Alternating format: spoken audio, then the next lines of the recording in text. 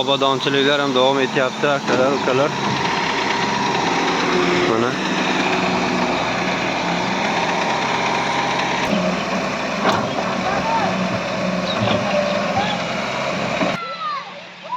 ko'prikdan balandda mana juda yaxshi qozilib ketyapti. Mana kimga qiziq bo'lsa, suv necha metr pasaygani akalar mana. Mana suvni joyi. Ko'ryapsizlarmi? Suv 1,5 metrdan sal ko'proq pastga tashladi. 1-2 metr ham deylik.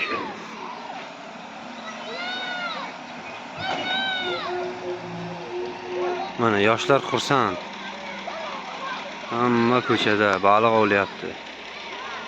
Birdan chiqqan baliqlarni olyapti. Mana masjidda ko'prigidan past ikki taraflama qozib tashladi mana. Ikkinchi tarafni ham olib tashladi, yiqilib tushmasin deb. Ancha yaxshi ketyapti. Biz bir qozilsa shuncha qoziladi, bundan yoziyot qancha qozilsin. Mana ko'chani balandligi. Ko'chadan 5 metrlar suv pastga tushdi. Ko'chadan 5 metrlar pastga tushib ketdi. Assalomu alaykum. Bekmurod akani kanaliga, musofirlar kanaliga, Bekmurod musofir kanaliga, podpischiklariga assalomu alaykum. Pasajirlar bilan kelyapmiz granitsadan.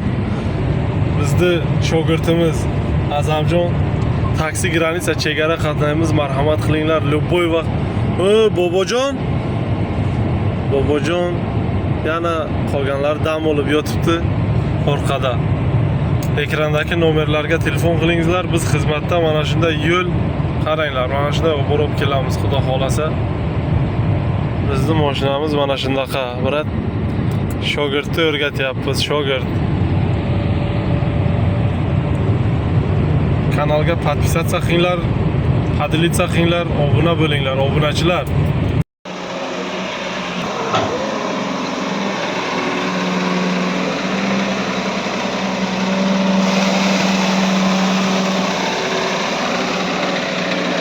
Kamerachilarda azobini ko'ring. Kamerachilar mana shu suvni boshlab o'tirib kamera qilyapti.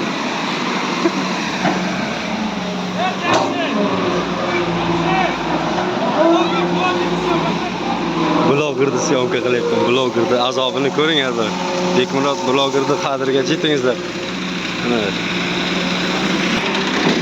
Shamsiddin aka blogerimiz mana bu suvni jag'asida o'tirib kechki payt syomka qilyapti. Sizlar xalqqa bir narsalar ko'rsating.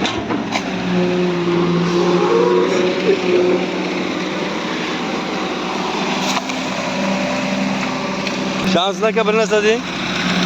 Assalomu alaykum hammaga. Shu azobda syomka qilyapmiz deng. Loyga bosib. Loyga bor.